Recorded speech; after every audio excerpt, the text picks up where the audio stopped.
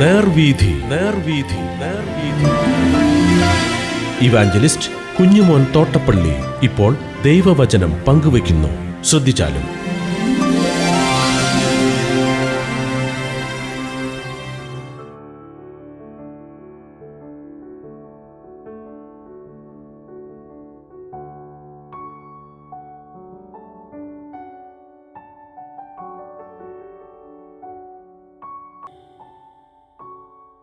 യെശയ്യാപ്രവചനം 37-ാം അധ്യായം 1 മുതൽ 15 വരെ ഞാൻ വായിക്കുന്നത് ശ്രദ്ധിച്ചാൽ. ഹിസ്കിയാ രാജാവ് അത് കേട്ടപ്പോൾ വസ്ത്രം കീറി രട്ടുടുത്തുകൊണ്ട് യഹോവയുടെ ആലയത്തിൽ ചെന്നു. പിന്നെ അവൻ രാജധാനി വിചാരകൻ എല്യാക്കീമിനെയും രായസക്കാരൻ ശെബനയെയും പുരോഹിതന്മാരിൽ മൂപ്പന്മാരെയും രട്ടുടുത്തവരായി ആമോസിന്റെ മകനായ യെശയ്യാ പ്രവാചകന്റെ അടുക്കൽ അയച്ചു. അവർ അവനോട് പറഞ്ഞത്, ഹിസ്കിയാവ് ഇപ്രകാരം പറയുന്നു, ഇത് കഷ്ടവും ശാസനയും നിന്ദയും ഉള്ള ദിവസമത്രേ. കുഞ്ഞുങ്ങൾ ജനിപ്പാനിരിക്കുന്നു, പ്രസവിപ്പാനും ശക്തിയില്ല. ജീവനുള്ള ദൈവത്തെ നിന്ദിപ്പാൻ റബ്ശാക്കേയെ അവന്റെ യജമാനനായ അശ്ശൂർ രാജാവ് അയച്ചു പറയിക്കുന്ന വാക്ക് നിന്റെ ദൈവമായ യഹോവ പക്ഷേ കേൾക്കും. നിന്റെ ദൈവമായ യഹോവ കേട്ടിരിക്കുന്ന വാക്കിന് പ്രതികാരം ചെയ്യും. ആകയാൽ ഇനിയും ശേഷിച്ചിരിക്കുന്നവർക്ക് വേണ്ടി പക്ഷപാതം കഴിക്കണമേ. ഹിസ്കിയാ രാജാവിന്റെ ഭൃത്യന്മാർ യെശയ്യാവിന്റെ അടുക്കൽ വന്നപ്പോൾ യെശയ്യാവ് അവരോട് പറഞ്ഞത്, നിങ്ങൾ നിങ്ങളുടെ യജമാനോട് പറയേണ്ടതെന്നാൽ യഹോവ ഇപ്രകാരം അരുളി ചെയ്യുന്നു, അശ്ശൂർ രാജാവിന്റെ ഭൃത്യന്മാർ എന്നെ നിന്ദിച്ചതായി നീ കേട്ടിരിക്കുന്ന വാക്ക് നിമിത്തം ഭയപ്പെടേണ്ട. ഞാൻ അവനൊരു മനോവിഭ്രമം വരുത്തും. അവൻ ഒരു ശ്രുതി കേട്ടിട്ട് സ്വദേശത്തേക്ക് മടങ്ങിപ്പോകും. അവനെ അവന്റെ സ്വദേശത്ത് വെച്ച് വാൾ കൊണ്ട് വീടുമാറാക്കും. റബ്ശാക്കെ മടങ്ങിച്ചെന്ന് അശ്ശൂർ രാജാവ് ലിബ്നയുടെ നേരെ യുദ്ധം ചെയ്യുന്നത് കണ്ടു. അവൻ ലാഖീഷ് വിട്ടുപോയി എന്ന് അവൻ കേട്ടിരുന്നു. എന്നാൽ കൂശ് രാജാവായ തിർഹാക്ക തന്റെ നേരെ യുദ്ധം ചെയ്യുവാൻ പുറപ്പെട്ടിരിക്കുന്നു എന്ന് കേട്ടിട്ട് അവൻ ഹിസ്കിയാവിന്റെ അടുക്കൽ ഭൃത്യന്മാരെ അയച്ചു. കൽപ്പിച്ചതെന്തെന്നാൽ, നിങ്ങൾ യഹൂദ രാജാവായ ഹിസ്കിയാവോട് പറയേണ്ടത്, യെരൂശലേം അശ്ശൂർ രാജാവിന്റെ കയ്യിൽ ഏൽപ്പിച്ച് കളകയില്ല എന്ന് നീ ആശ്രയിക്കുന്ന നിന്റെ ദൈവം നിന്നെ ചതിക്കരുത്. അശ്ശൂർ രാജാക്കന്മാർ സകല ദേശങ്ങളോടും ചെയ്തത്, അവയ്ക്ക് ഉന്മൂലനാശം വരുത്തിയത് നീ കേട്ടിട്ടുണ്ടല്ലോ. നീ വിടുവിക്കപ്പെടുമോ?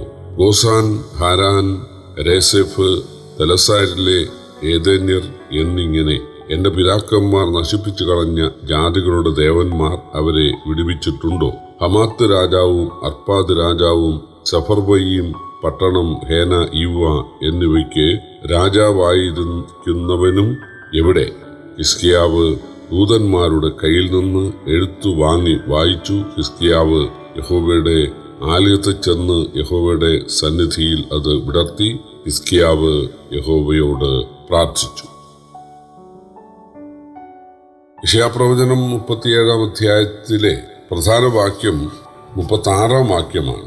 അത് ഞാൻ വായിക്കാം. എന്നാൽ യഹോവയുടെ ദൂതൻ പുറപ്പെട്ട് അശ്ശൂർ പാളയത്തിൽ 1,85,000 പേരെ കൊന്നു. ജനം രാവിലെ എഴുന്നേറ്റപ്പോൾ അവർ എല്ലാവരും ശവങ്ങളായി കിടക്കുന്നത് കണ്ടു. അങ്ങനെ അശ്ശൂർ രാജാവായ സൻഹരീബ് യാത്ര പുറപ്പെട്ട് മടങ്ങിപ്പോയി. അശ്ശൂർ രാജാവായ സൻഹരീബ് തന്റെ സേനാനായകനായ റബ്ശാക്കയെ ഇസ്രായേലിലേക്ക് അയച്ചിട്ട് ഒരു വലിയ യുദ്ധഭീഷണി മുഴക്കുകയാണ്. ഇസ്രായേലിലെ നേതാക്കൾ ഭയപരവശരായി. അവര് ആ വിവരം ഹിസ്കിയാവിനെ അറിയിച്ചു. ഹിസ്കിയാവ് ചെയ്ത 2 കാര്യങ്ങളാണ് ഈ അധ്യായത്തിന്റെ പ്രാരംഭ ഭാഗത്തുള്ളത്. ഒന്നാമത്തേത്, ഈ നേതാക്കളെ രട്ടുടുപ്പിച്ച് യെശയ്യാ പ്രവാചകന്റെ അടുത്തേക്ക് അയച്ചു. അതിൽ രാജധാനി വിചാരകനുണ്ട്, രായസക്കാരനുണ്ട്, പുരോഹിതന്മാരുടെ മൂപ്പന്മാരുണ്ട്. അങ്ങനെ ഭക്തരായ ശ്രേഷ്ഠരായ ആളുകളെ രട്ട് ധരിപ്പിച്ച് യെശയ്യാ പ്രവാചകന്റെ അടുക്കൽ അയച്ച് റബ്ശാക്കയുടെ ആ ഭീഷണിയുടെ കാര്യം അറിയിക്കുകയും യെശയ്യാവിനോട് പക്ഷപാതം ചെയ്യാൻ പ്രാർത്ഥിക്കാൻ അപേക്ഷിക്കുകയും ചെയ്തു. അപ്പോൾ യെശയ്യാ പ്രവാചകന്റെ മറുപടി, ഒന്നും ഭയപ്പെടേണ്ട, നാം ദൈവത്തിൽ ആശ്രയിക്കുന്നത് കൊണ്ട് തീർച്ചയായിട്ടും ദൈവം സഹായിക്കും എന്നായിരുന്നു. പക്ഷേ ആ സമയത്ത് റബ്ശാക്കെ ഒരു എഴുത്ത് ഹിസ്കിയാവിന് കൊടുത്തു. വലിയ ഭീഷണിയായിരുന്നു. ചുറ്റുമുള്ള ഒരു ജാതിയും അശൂരിനെ തോൽപ്പിച്ചിട്ടില്ല. അവിടെ എല്ലാം പേരുവിവരങ്ങൾ പറയുന്നുണ്ട്.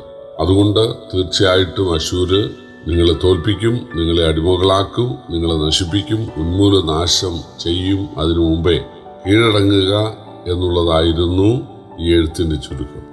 ഹിസ്കിയാവ് ചെയ്തത്, അദ്ദേഹം നേരെ ദേവാലയത്തിലേക്ക് പോയി. ഈ റബ്ഷാക്കയെ കൊടുത്തുവിട്ട എഴുത്ത് അദ്ദേഹം ചുരുളാണല്ലോ, അത് നിവർത്തി ദൈവസന്നിധിയിൽ വായിച്ചു. സഹായത്തിനായി ദൈവത്തോട് കേണു പ്രാർത്ഥിച്ചു. അപ്പോൾ യെശയ്യാ പ്രവാചകന്റെ മറുപടിയുമായി നേതാക്കളെത്തി. അശൂർ രാജാവ് പല രാജ്യങ്ങളെയും നശിപ്പിച്ചെങ്കിലും യെരൂശലേമിൽ കാല് കുത്തുവാൻ ദൈവം അനുവദിക്കുകയില്ല. അവന് ദൈവം ഒരു മനോവിഭ്രമം വരുത്തും. അവൻ മടങ്ങിപ്പോവുകയും സ്വദേശത്ത് വെച്ച് കൊല്ലപ്പെടുകയും ചെയ്യും എന്നായിരുന്നു പ്രവചനം. പ്രിയപ്പെട്ടവരെ, നമ്മൾ എവിടെയൊക്കെ പോകണം ദൈവമാണ് തീരുമാനിക്കുക. നമുക്ക് കാല് തന്നത് ദൈവമാണ്.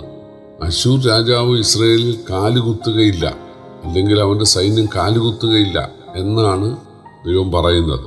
നമ്മുടെ കാല്, കയ്യ്, കണ്ണ്, കാത്, മൂക്ക്, നാക്ക് ഇതെല്ലാം സൃഷ്ടിച്ച ദൈവമല്ലേ? അത് ദൈവത്തെ നിന്ദിക്കുവാൻ, നിഗളിച്ച് അഹങ്കരിച്ച് അല്ലെങ്കിൽ ദൈവജനത്തെ നിന്ദിക്കാൻ ഉപയോഗിക്കുന്ന ആളുകളെ ദൈവം കൈകാര്യം ചെയ്യും. ഇവിടെ പ്രവാചകൻ പറഞ്ഞത് അവന് ദൈവം ഒരു മനോവിഭ്രമം വരുത്തുമെന്നാണ്. പ്രിയപ്പെട്ടവരെ, നമുക്ക് ബുദ്ധിയും ഓർമ്മയും മനസ്സും അത് തന്നിട്ടുള്ളത് ദൈവമാണ്.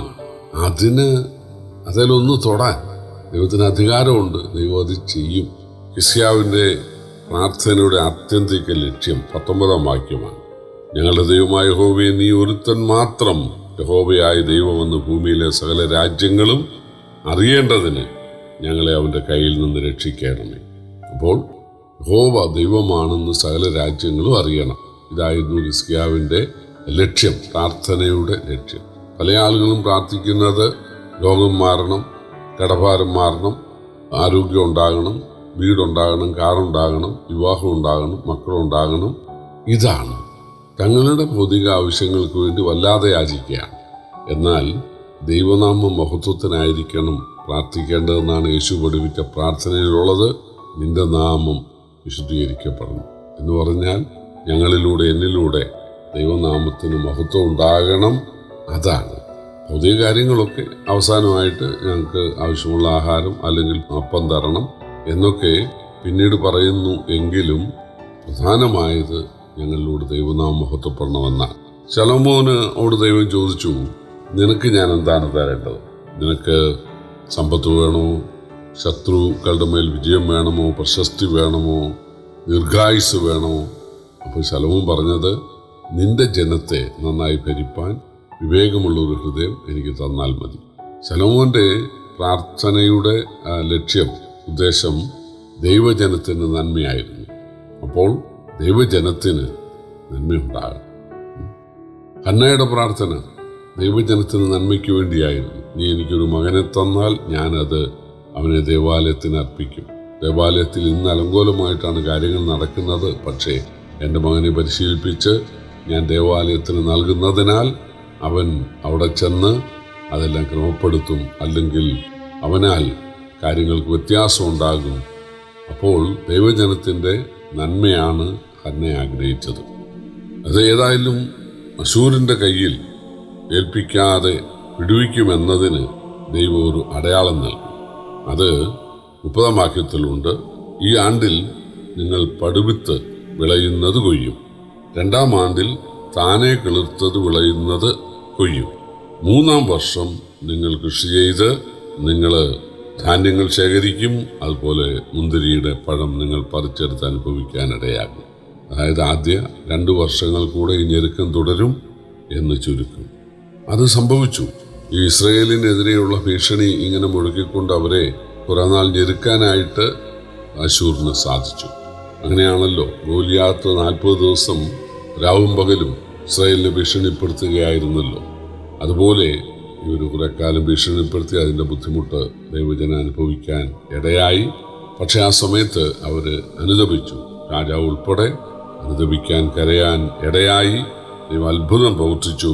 സംഭവിച്ചത് അശൂർ പാളയത്തിലേക്ക്, അതായത് ഇസ്രയേലിനെ പരാജയപ്പെടുത്താൻ വേണ്ടി ലക്ഷക്കണക്കായ സൈന്യങ്ങളെയാണ് അവർ ഇസ്രയേലിൻ്റെ പടിവാതിക്കൽ നിയോഗിച്ചിരുന്നത്. ഒരു ദൂതൻ ഒരു രാത്രിയിൽ വന്നിട്ട് 1,85,000 ആളുകളെ, അതായത് പടയാളികളെ കൊല്ലുവാനിടയായി. ഇത് കണ്ട് മനോവിഭ്രമം പ്രാപിച്ച അശൂർ രാജാവ് ഓടി തൻ്റെ ക്ഷേത്രത്തിൽ കയറി സ്വന്തം മക്കൾ അദ്ദേഹത്തെ കൊന്നുകളഞ്ഞു. ഇത് ലോകം മുഴുവൻ അറിയാനിടയായി, ദൈവനാമം മഹത്വപ്പെടാനിടയായി. അതായിരുന്നു ഹിസ്കിയാവ് പ്രാർത്ഥിച്ചത്. നമ്മുടെ ജീവിതം കൊണ്ട് ദൈവനാമം മഹത്വപ്പെടുവാൻ നമുക്ക് ആഗ്രഹിക്കാം, പ്രാർത്ഥിക്കാം. പ്രിയപ്പെട്ടവരെ, നമ്മുടെ ജീവിതം കൊണ്ട് ദൈവത്തിന് മഹത്വം ഉണ്ടാകണം. അതിനുവേണ്ടി ചിലപ്പോൾ ഞെരുക്കങ്ങളും കഷ്ടങ്ങളും ബുദ്ധിമുട്ടുകളും ഒക്കെ ഉണ്ടായി എന്ന് വരാം. എന്നാൽ കഷ്ടകാലത്ത് എന്നെ വിളിച്ചപേക്ഷിക്കുക, ഞാൻ നിന്നെ വിടുവിക്കുകയും നീ എന്നെ മഹത്വപ്പെടുത്തുകയും ചെയ്യും എന്നുള്ള വാക്യം നമ്മുടെ ജീവിതത്തെ അന്വർത്ഥമാകട്ടെ. നമ്മുടെ ജീവിതം കൊണ്ട് ദൈവനാമം മഹത്വപ്പെടുവാൻ ഇടയാകട്ടെ. കർത്താവിൻ്റെ വലിയ നാമം ഇന്നും എന്നേക്കും വാഴ്ത്തപ്പെടുമാറാകട്ടെ.